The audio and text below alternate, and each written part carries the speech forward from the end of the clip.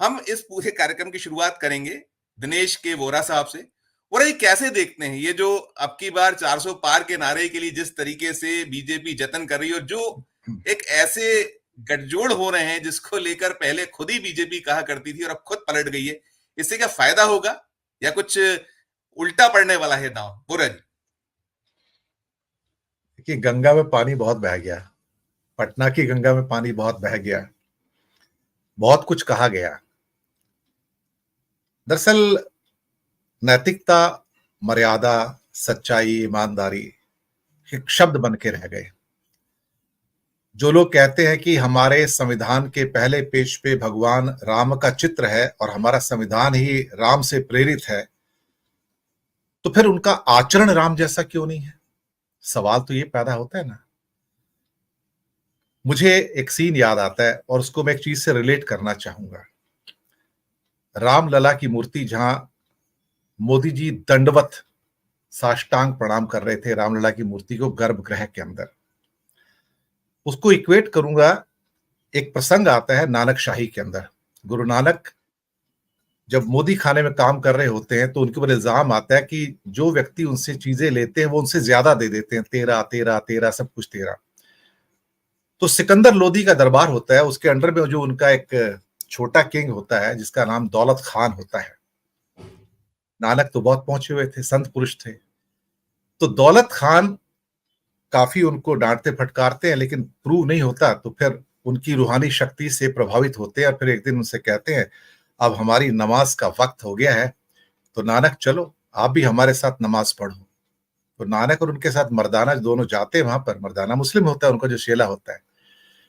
तो जब नमाज पढ़ी जा रही होती तो नानक बैठे रहते हैं, सिर्फ वो नमाज नहीं पढ़ते हैं।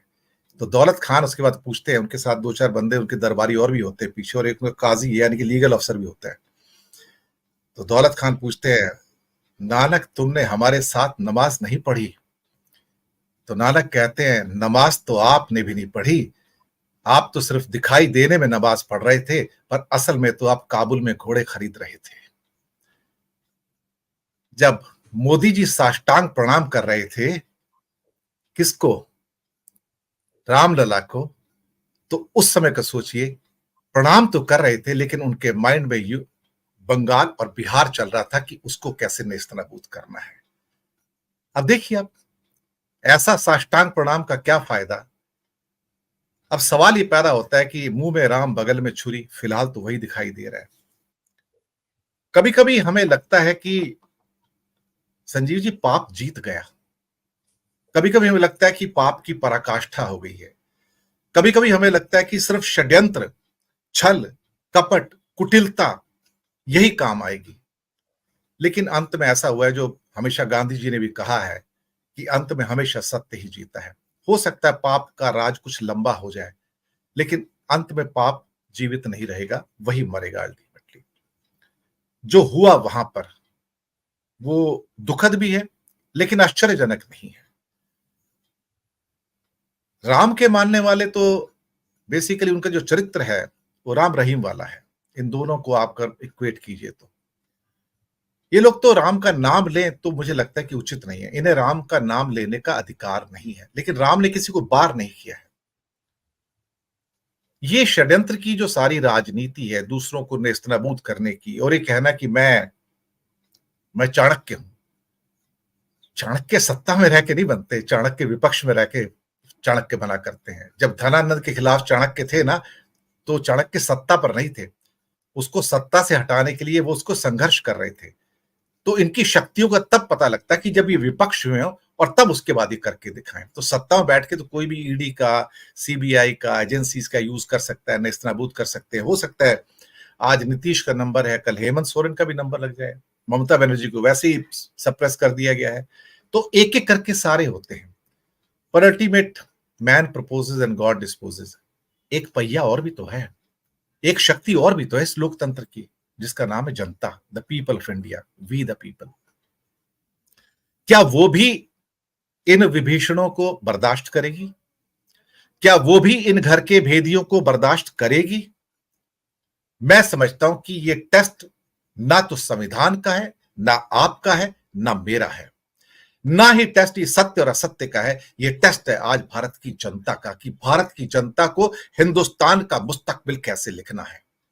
यह मुस्तकबिल सत्य पर आधारित होगा या षड्यंत्र पर आधारित होगा, यह भविष्य सत्य की राह पर चलेगा या असत्य की राह पर चलेगा, ये इनको तय करना है।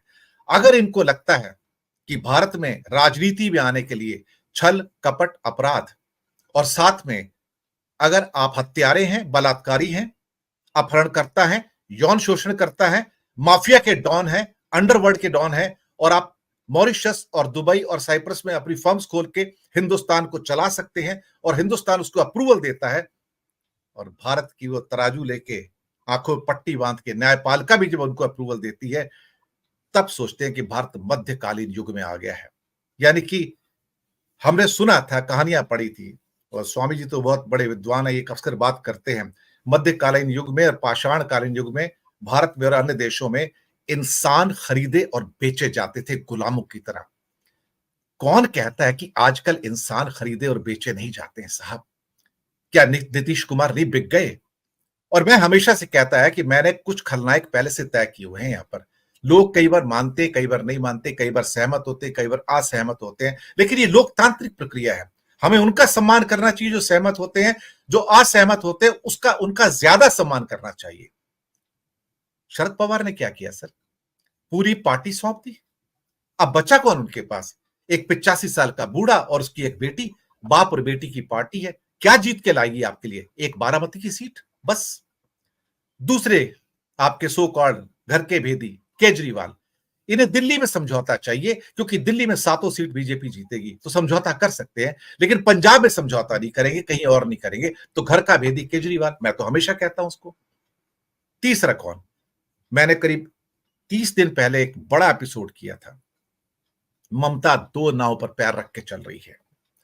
ममता सिर्फ एक चीज से डरी हुई है कि 30% मुस्लिम वोट हैं, तो वो अभी उसके अगेंस्ट नहीं जाएगी, चुनाव होने तक नहीं जाएगी, क्योंकि अभी कह दिया कि मैं इंडिया गठबंधन से बाहर हूं तो 30% वोट जाते हैं और ममता की सीटें घटकर 5 पे आ जाती हैं साहब। और सीपीएम और साथ में कांग्रेस का गठबंधन फायदा उठाता है। जिसके पक्ष में 30% वोट जाते हैं उसके जीतने की संभावनाएं बहुत प्रबल हो जाती है। ये बात सही बात है। तो ममता दोराहे पे है, मुझे कोई हैरानी नहीं होगी, चुनाव होंगे, अभिषेक को बना देगी सीएम और खुद केंद्र में चली जाएंगी मोदी जी के साथ में। तो ये तीसरी हमारी घर की भेदी है। चौथा घर का भेदी, मैं आधा संशय में था और आधा नहीं था, जो नीतीश बाबू था। एक और 5वें तैयार हो गए आपके सामने, हेमंत सोरेन। कब घुटने टेक देंगे आपको नहीं मालूम साहब। और भी कुछ एक दो हैं। केसीआर पहले घुटने टेक चुके थे, वो हमने देखा। सवाल ये पैदा होता है कि इस राजनीति के अंदर, अब ये राजनीति को एक शब्द देता हूं मैं, धूर्त राजनीति है ये। जो धूर्त होगा वो सफल हो जाएगा साहब। लोग कहते हैं कि देखो 9th टाइम ये पलटी मार किया इस व्यक्ति ने, तो फिर पलटी मार तो अमित शाह भी हैं, जो ये कहते थे कि यही सवाल अगला पूछने वाला था, चूंकि आपको जाना है, बता रहे थे कि हाँ, ये इनको क्यों नहीं, पलटू राम केवल एक ही तरफ क्यों? पलटे तो हाँ, बीजेपी के भी लोग हैं, खुद बीजेपी अमित पलटे हैं। शाह पलटे हाँ, हैं। जी बिल्कुल, जी। हाँ, वो पलटे हैं, सम्राट चौधरी पलटे हैं, विजय सिन्हा पलटे हैं। और सम्राट चौधरी, विजय सिन्हा तो हमारे बिहार के मित्र हेमंत कुमार जी भी और बाकी मित्र भी कहते हैं, ये तो रात को उठते तो नीतीश को गालियां देते थे कि नींद खुल जाए, फोटो देख के गालियां देते थे उनको। आज कहां गई उनकी पगड़ी सर? तो मैंने कहा ना, राजनीति किसका काम है? ये धूर्त लोगों का काम रह गया है, या शरीफ लोगों का काम नहीं रह गया है। जो आदमी जितना धूर्त हो सकता है उतना कामयाब हो जाता है। कुछ लोग कह रहे थे कि अब इसका उनको सजा भुगतनी पड़ेगी। मैंने कहा है, भारत की जनता को फैसला करना है, उसे क्या चाहिए आगे। लेकिन हमारी मेमोरी भी बहुत शॉर्ट है सर, हम भूल जाते हैं, एक हफ्ते पहले का भूल जाते हैं। मैंने 3 से 4 हफ्ते पहले बात कही थी, शायद हेमंत जी मेरे शो पे थे, मैंने कई बार कहा है कि 22 तारीख गुजरने दीजिए, लोग राम मंदिर भूल जाएंगे सर। आज राम मंदिर कहीं नहीं है सर, ना अखबारों में है, ना टीवी मीडिया पे है, ना किसी और मीडिया पे है सर। ये हकीकत है, यहाँ पे कोई मुद्दा स्टिक नहीं करता है। इसलिए अब राम मंदिर के बाद इनको बिहार की याद आती है, हेमंत सोरेन की याद आती है, ममता की याद आती है, और शायद 2 दिन बाद बजट है, भूलिएगा मत सर। मैं इस बात के ऊपर काफी पहले से चर्चा करता आ रहा हूं कि ये कुछ देने जा रहे हैं बड़ा, ताकि जो कसर बच जाए वो यहां से प्राप्त हो। ये कोई कसर नहीं छोड़ेंगे कि अब उनका तीसरा टर्म उनके हाथ में रहे। लेकिन मैं फिर एक लास्ट बात कह के अपनी बात खत्म करूंगा संजीव जी। हम कमजोर हैं, माना ना। घर के भेदी सब पता लग गए ना, मान लिया ना। निर्बल से लड़ाई बलवान की, ये कहानी है दिए की और तूफान की।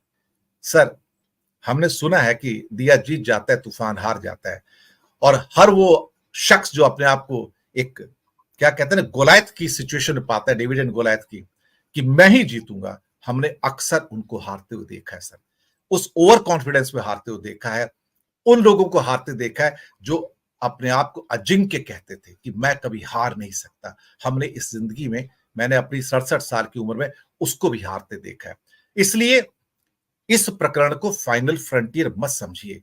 इसलिए इस प्रकरण के अंदर नरेंद्र मोदी के अंदर खुदा मत ढूंढिए कि वो अजर और अमर है। सर, ये संक्रमण काल है, गुजर जाएगा। बस यही मुझे कहना है।